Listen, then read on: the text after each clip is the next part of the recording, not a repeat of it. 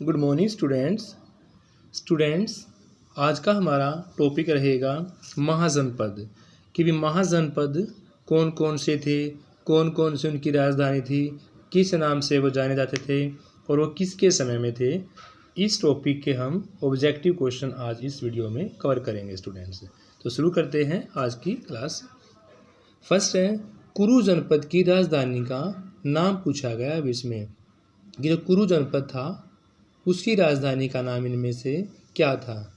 तो स्टूडेंट्स, कुरु जनपद की राजधानी इन चारों में से इंद्रप्रस्थ थी। क्या थी स्टूडेंट्स? इंद्रप्रस्थ थी कुरु जनपद की राजधानी थी। कुरु जनपद की इंद्रप्रस्थ। नेक्स्ट है बिंबिसार किस जनपद का सुप्रसिद्ध शासक था। चार शासक आपके पास दिए हुए हैं, मगध का, कौशल का, काशी या अंग। तो बिंबिसार इन चारों में से भाई मगध जनपद का सुप्रसिद्ध शासक था। ए इसका राइट आंसर होगा भाई मगध। नेक्स्ट है अंग जनपद की राजधानी पूछी गई है भी। अंग जनपद की राजधानी चंपा, वाराणसी, कुशीनगर और वैशाली में से चंपा इसका राइट आंसर होगा स्टूडेंट्स। अंग जनपद की राजधानी चंपा थी। बिंबिसार मगध का सुप्रसिद्ध शासक था और कुरु जनपद की राजधानी इंद्रप्रस्थ थी भाई। नेक्स्ट है प्रद्योत किस जनपद का शासक था। क्या कौशल का था, अवंती का था, अंग या वत्स का। तो भाई अवंती का शासक था। अवंती इस क्वेश्चन का राइट आंसर होगा। नेक्स्ट है कौटिल्य कहाँ के रहने वाले थे भाई। तो कौटिल्य इन चारों में से रामग्राम के, कौटिल्य रामग्राम के रहने वाले थे। सी इसका राइट आंसर होगा, कौटिल्य रामग्राम के रहने वाले थे। नेक्स्ट क्वेश्चन है इनमें से कौन नंद वंश का संस्थापक था। इन चारों में से कौन नंद वंश का संस्थापक था। क्या महापद्नंद था, गणानंद था, केशवानंद था या महेश्वरानंद था। तो महापद्नंद, गणानंद, केशवानंद और महेश्वरानंद में से महापद्नंद ही इस क्वेश्चन का राइट आंसर होगा, महापद्नंद।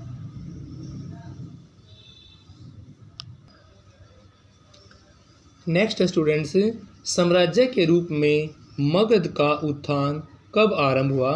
तो भी साम्राज्य के रूप में मगध का उत्थान जो है वो बिंबिसार के शासनकाल से कब हुआ स्टूडेंट्स। बिंबिसार के शासनकाल से मगध का उत्थान आरंभ हुआ। ए इसका राइट आंसर होगा। नेक्स्ट है चंद्रगुप्त मौर्य की सबसे अधिक महत्वपूर्ण विजय इनमें से कौन सी थी। तो भी चंद्रगुप्त मौर्य की सबसे महत्वपूर्ण विजय इनमें से मगध विजय की थी, क्योंकि मगध उस समय सबसे शक्तिशाली जनपद था।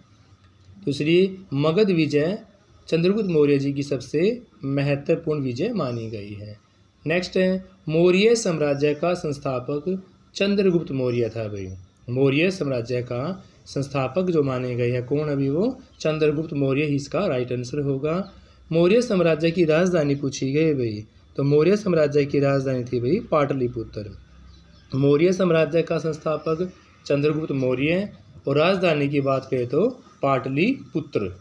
नेक्स्ट है अशोक के समय का सबसे प्रसिद्ध स्तूप कौन सा है। तो अशोक के समय का सबसे प्रसिद्ध स्तूप इनमें से सांची का स्तूप है। अशोक के समय का सबसे प्रसिद्ध स्तूप सांची का स्तूप है। नेक्स्ट है भाई अशोक के धर्म प्रचार के लिए विशेष अधिकारी नियुक्त किए गए थे।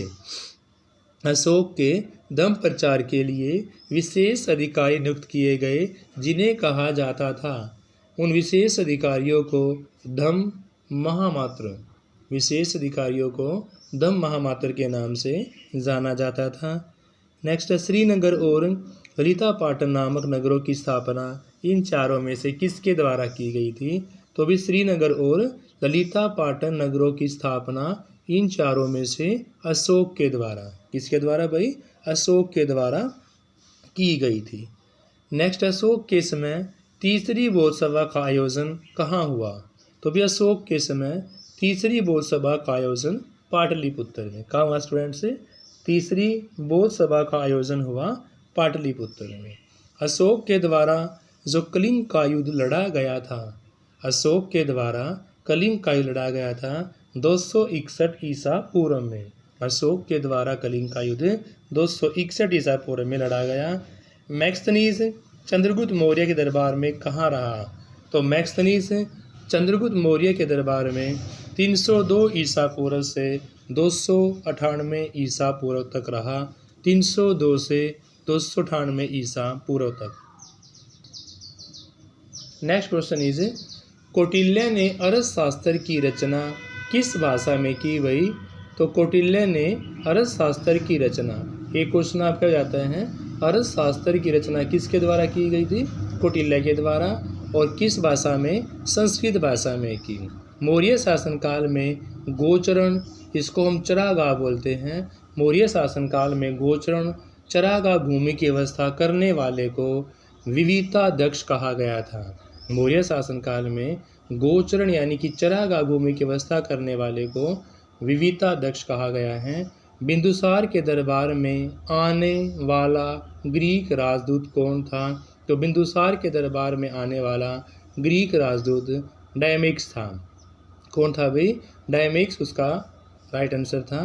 कौटिल्य के अनुसार मौर्य काल में स्त्री गुप्तचरों में हुआ करती थी शिल्पाकारिका, भिक्षुणी और वेश्या।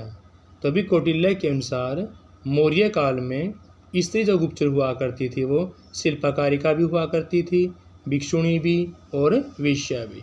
मौर्य साम्राज्य मुख्य रूप से विभक्त था। तो भी मौर्य साम्राज्य मुख्य रूप से 5 प्रांतों में, कितने प्रांतों में? 5 प्रांतों में विभक्त था। मौर्यकालीन शासन व्यवस्था की सबसे छोटी इकाई का नाम पूछा गया है भाई।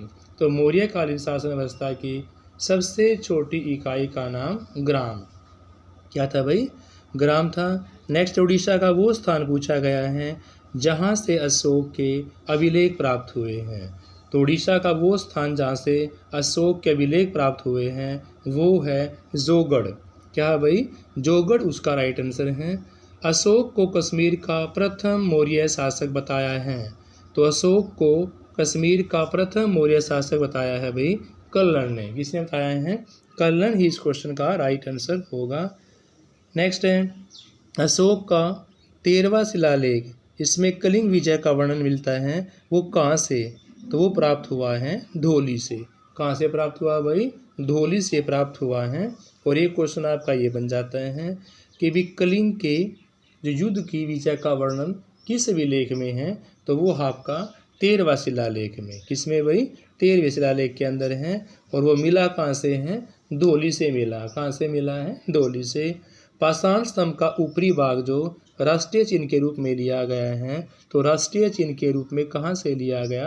वो लिया है सारनाथ से। कहाँ से लिया भाई? सारनाथ से लिया गया है। तो thank you students, have a nice day.